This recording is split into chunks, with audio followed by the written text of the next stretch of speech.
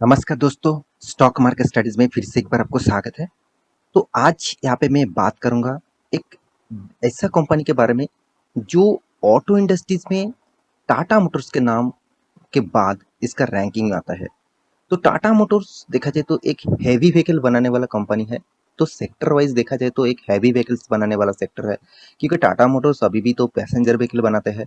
मतलब फिर भी टाटा मोटर्स को पैसेंजर व्हीकल के सेक्टर में देखा नहीं जाता, वो ज़्यादातर देखा जाता है हैवी व्हीकल्स बनाने वाला, जैसे बासेस हो गया, ट्रक्स हो गया और भी हैवी व्हीकल्स हो गया। तो जितने सारे कमर्शियल व्हीकल है उसके ऊपर डिपेंड करते हैं, मतलब उसके ऊपर एक कैटेगरीज के ऊपर इस कंपनी को देखा जाता है। सेम टू सेम उसी तरीके से और एक कंपनी के बारे में आज बात करूंगा जो इंडिया के सेकेंड लार्जेस्ट हैवी व्हीकल बनाने वाला कंपनी है, वो है अशोक लेलैंड। तो देखिए अशोक लेलैंड जो है मेरी एक पसंदीदा स्टॉक है। मैं एक पिछले हफ्ते में भी एक वीडियो बना के आपको दिया था, जब मैं आपको बताया था कि इस कंपनी ने क्या टारगेट रखा है। तो बहुत सारे दोस्तों ने इस वीडियो को देखा, आपने नहीं देखा तो जाकर देख सकते हैं। तो कंपनी ने एक दिग्गज टारगेट रखा है, मतलब एक बड़ा टारगेट रखा है इलेक्ट्रिक कमर्शियल व्हीकल्स के ऊपर और बासेस के ऊपर। तो मैं आज उसके भी डिटेल्स चलो और एक बार बता दूंगा छोटा सा, और साथ ही साथ इस कंपनी के कुछ डेटा आपको दिखाऊंगा जो फ्यूचर में आपको इस कंपनी में और भी ज़्यादा पोटेंशियल दिखेगा और मिलेगा इस कंपनी के डिटेल्स के बारे में। तो चलो फटाफट वीडियो को शुरू करते हैं। तो वीडियो को शुरू करने से पहले जरूर कहूँगा, अभी तक आपने इस चैनल को सब्सक्राइब नहीं किया तो जरूर सब्सक्राइब कर लेना, क्योंकि इसके डेली बेसिस आपको और देखा जाए तो स्टॉक मार्केट इन्फॉर्मेशन अपडेट्स और न्यूज़ आईपीओस वगैरह जानना है तो इस चैनल में बने रहिए, क्योंकि मैं बहुत सारे वीडियोस इस चैनल के माध्यम से आपको देना चाहूँगा और मैं देता रहता हूँ। और आपको स्टॉक मार्केट के बारे में जितनी ज़्यादा इन्फॉर्मेशन है मैं आपको देने का कोशिश करता हूँ।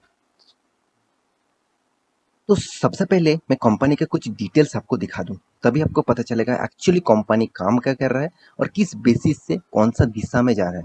देखिए मैं आपको बार बार एक चीज बताता हूँ कि कोई भी कंपनी के ऊपर इन्वेस्ट करने से पहले कंपनी के ऊपर एक बार जरूर स्टडी करना कि कंपनी कौन सा फील्ड में काम कर रहा है, वो तो आपको जानना सबसे जरूरी है। साथ ही साथ वो फील्ड कितना आगे लेके जा रहा है, कितना उस कंपनी को वो पुश कर रहा है, तो वो चीज आपको सबसे पहले जानना है। नहीं तो आपको पता नहीं चलेगा एक्चुअली कंपनी किस दिशा में जा रहा है। तो चलो मैं देख लेता हूँ इस कंपनी के डिटेल्स के बारे में। तो मैं सबसे पहले विकिपीडिया की वेबसाइट के ऊपर आ चुका हूँ। तो आप अशोक लेलैंड, इसको तो आपने नाम तो देखे होंगे। तो इस कंपनी के जो प्रोडक्ट है, मतलब इस कंपनी के जो ट्रक्स है बासेस है, आपने बहुत सारी जगह पे देखे हैं। तो कंपनी देखा जाए तो स्टार्ट हुआ था 1948, मतलब अराउंड 73 ईयर्स पुराना कंपनी है। देखिए जितना पुराना कंपनी उतना अब उस कंपनी के ऊपर भरोसा कर सकते हैं। मतलब कंपनी अभी खास परफॉर्मेंस कर रहा है। तो अगर बहुत सारे कंपनी से जो बहुत पुराना था, अभी वो टोटली देखा जाए तो बंद के कगार में है, तो क्या उस कंपनी के ऊपर भरोसा किया जाए? बिल्कुल नहीं। कंपनी के ऊपर भरोसा तभी करिए जब कंपनी अच्छा खासा परफॉर्मेंस कर रहा है और पुराना भी है। तो आपको इस बात का ध्यान रखना है।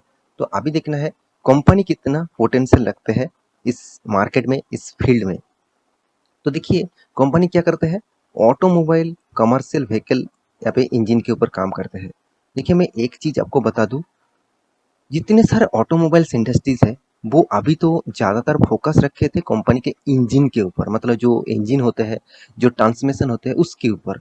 मगर जब इलेक्ट्रिक व्हीकल हो जाएगा तब तो उसके कोई भी गाड़ी में इंजन नहीं होगा। तो इसके लिए आपको एक चीज सोचना है, क्या कि ऑटोमोशन में लोग कहते हैं कि सर बैटरीज इंडस्ट्रीज बहुत ग्रोथ करेगा, क्योंकि अब फ्यूचर बैटरी का जमाना होगा। इलेक्ट्रिक व्हीकल जब बनेंगे ज्यादातर बैटरीज कंपनी का फायदा मिलेगा।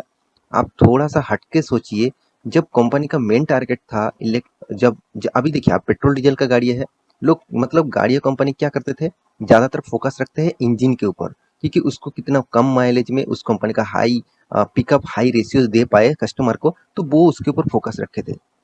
जब इंजन ही नहीं रहेगा तब तब क्या रहेगा, तब इलेक्ट्रिक कार्स, मतलब इलेक्ट्रिक और जितने सारे मतलब बैटरीज के ऊपर ज्यादातर फोकस रहेगा। क्या बड़ा कंपनी खुद चाहेगा कि दूसरे कंपनी से बैटरी मंगाए? वो खुद बनाने का कोशिश करेगा, क्योंकि उसका कॉस्टिंग बहुत कम हो जाएगा। तो इस चीज को भी ध्यान में रखना चाहिए। लोग कहते हैं कि सर इलेक्ट्रिक व्हीकल में जो बैटरी लगेगा वो एक्साइड एमरॉन और भी बहुत सारे जो कंपनीज है, क्या उस कंपनी के बैटरीज कंपनी के अभी तक इन्वेस्ट? देखिए बिल्कुल ऐसे मत समझिए। हाँ उसका भी बिजनेस चलेगा, मगर आप जिस तरीके से सोच रहा है कि वो रॉकेट बनेगा, ऐसे बिल्कुल भी नहीं। इस तरीके से मारुति सुजुकी, महिंद्रा, टाटा मोटर्स ये क्या छोड़ देंगे क्या बैटरीज बनाना? ये खुद ही बैटरी बनाएंगे, क्योंकि इसका मेन जो मतलब इलेक्ट्रिक कार्स का जो मेन कंपोनेंट्स है वो है बैटरीज। तो बैटरीज का कॉस्टिंग अगर खुद बना के कॉस्टिंग कम कर दे तो गाड़ी का प्राइस भी कम हो जाएगा और साथ ही साथ गाड़ी का लास्टिंग भी ज़्यादा हो जाएगा, क्योंकि वो खुद जानते हैं इसमें कौन सा बैटरीज डालना है और कौन सा बेसिस से डालना है। तो आपको इस बात को भी ध्यान रखना है। तो देखिए इस कंपनी का जो एक्चुअली मेन जो गाड़ियाँ है आप देखेंगे तो व्हीकल्स मतलब हैवी व्हीकल्स, देखिए टोटल सोल्ड अप्रोक्सीमेटली कंपनी 2016 की रिपोर्ट यहाँ पे दिया है, तो उससे ज़्यादा रिपोर्ट आपको गूगल में जाकर सर्च करना पड़ेगा। तो 16 में ही कंपनी सेल कर दिए थे 1,40,000 गाड़ियाँ। तो कंपनी का जो बिजनेस मॉडल से आपको तो यहाँ पे डिटेल्स आपको मिल ही जाएगा। तो कंपनी के डिटेल्स यहाँ पे चेकआउट करिए, उसके बाद कंपनी के ऊपर निवेश करने के लिए सोचिए। देखिए कंपनी जो है ज़्यादातर देखा जाए तो अशोक लेलैंड की स्पीड पोस्ट डाक भी जो टिकट है वो भी यहाँ पे गवर्नमेंट ने बंद किया। तो यहाँ पे कंपनी का बिजनेस जो है एक्चुअली कंपनी का जो टोटल इन्वेस्को है अंडर इन्वेस्को हिंदुजा मतलब पार्टनरशिप। तो इन्वेस्को एंड हिंदुजा इस दोनों कंपनी का पार्टनरशिप लेकर कंपनी काम कर रहा है, मतलब इस दोनों कंपनी इसका ओनरशिप भी बोल सकते हैं, क्योंकि उसी के पास ज़्यादातर इस कंपनी की हिस्सेदारी है। तो पार्टनरशिप किसके किसके साथ है, साथ ही साथ कंपनी किस किस बेसिस से काम कर रहा है, तो पूरा डिटेल्स यहाँ पे आपको मिल जाएगा। तो अभी देखना है कंपनी के कुछ फंडामेंटल एंड फाइनेंशियल डिटेल्स। तो उसको दिखाने से पहले मैं और एक चीज आपको जरूर दिखाने वाला हूँ। देखिए कंपनी का फ्यूचर का जो टारगेट है जो मैं पहले भी वीडियो आपको बना मतलब बता के दिया था। तो देखिए इस टारगेट को आपको फॉलो करना चाहिए, क्योंकि इस टारगेट कंपनी ने लिया है, मतलब कंपनी उस तरीके से ही काम करने वाले है। देखिए कितना करेगा कि नहीं करेगा वो तो अलग बात है, फिर भी आपको एक चीज समझना पड़ेगा कि कंपनी ने अगर टारगेट दिया है तो आपको एक पॉसिबिलिटी एक पॉजिटिविटी हिसाब के सोचना चाहिए। जैसे आप देखेंगे तो इलेक्ट्रिक बसेस अराउंड 600 बसेस का कंपनी टारगेट दिया है। और यहाँ पे देख सकते हैं कंपनी का जो टोटल मतलब कैपेसिटी है, कंपनी ओवरऑल 7,000 बासेस बनाने वाले हैं।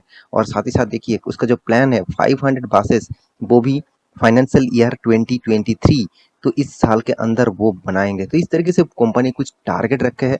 और कंपनी का जो बिग टारगेट है आप देख सकते हैं 5,000 बसेस, 15,000 स्मॉल कार्स, और वो भी 3 से 5 साल के अंदर। ये इस टारगेट मुझे बहुत अच्छा लगा। कंपनी इस टारगेट को फिलअप करेगा क्या नहीं करेगा वो तो अलग बात है, वो तो आपको बाद में पता ही चल जाएगा। मगर कंपनी जो टारगेट रखा, जो बसेस एंड स्मॉल जितने सारे इसका अशोक लेलैंड का जितने सारे कमर्शियल व्हीकल है, वो ज़्यादातर देखा जाए तो इस कंपनी ने टारगेट रखा, वो भी डीजल नहीं, वो भी इलेक्ट्रिक व्हीकल के ऊपर बनाएंगे। क्योंकि देखिए जितने सारे फोर व्हीलर्स बनाने वाला कंपनी है वो ज़्यादातर फोर व्हीलर मतलब पैसेंजर व्हीकल के ऊपर ज़्यादातर फोकस दे रहा है। मगर Ashok Leyland first time commercial four wheelers के ऊपर वो फोकस दे रहा है। इसका मतलब उसका भी बिजनेस अच्छा खासा ग्रोइंग मोड में होगा, जरूर होगा। तो चलो उसके बारे में तो मैं बाद में आपको दिखा जाएगा। तो और एक चीज मैं यहाँ पे आपको बता दूं, क्योंकि कंपनी ने देखिए एक चीज बताया कि how Ashok Leyland is better, आप देखिए placed in the commercial vehicle up cycle, मतलब कंपनी कमर्शियल व्हीकल को अप साइकिल भी कर रहा है। मतलब मान के चलिए जितने सारे बैटरीज गाड़ियां हैं वो उसको क्या कर रहे हैं अभी देखा जाए तो इलेक्ट्रिक व्हीकल में ट्रांसफर करेगा। तो इसके लिए भी बहुत सारे प्लेसेस में कंपनी काम करना स्टार्ट कर दिया। आप देख सकते हैं Ashok Leyland let's efforts to, यहाँ पे देखिए reason domestic market share of medium and heavy commercial vehicle, मतलब जितने सारे हैवी कमर्शियल व्हीकल्स हैं इस कंपनी के, तो suggested have grown fruit the auto maker. यहाँ पे देखिए कैप्चर 30% मार्केट को कैप्चर करके रखा है, एक बिग पॉजिटिव पॉइंट्स है। क्योंकि देखिए जितने मार्केट को कैप्चर कर रखेंगे उतना ही कंपनी के लिए खास है, उतना ही कंपनी के लिए अच्छा रहेगा। देखिए कंपनी सीएनजी गैसेस के ऊपर मतलब नेचुरल गैस जो है, जो सीएनजी गैस उसके ऊपर भी कंपनी गाड़ियां अभी मार्केट में लॉन्च किया है। साथ ही साथ कंपनी इलेक्ट्रिक व्हीकल के ऊपर मतलब इलेक्ट्रिक गाड़ियां का भी लॉन्च करने वाला है। तो मेरे हिसाब से ये एक बिग पॉइंट है।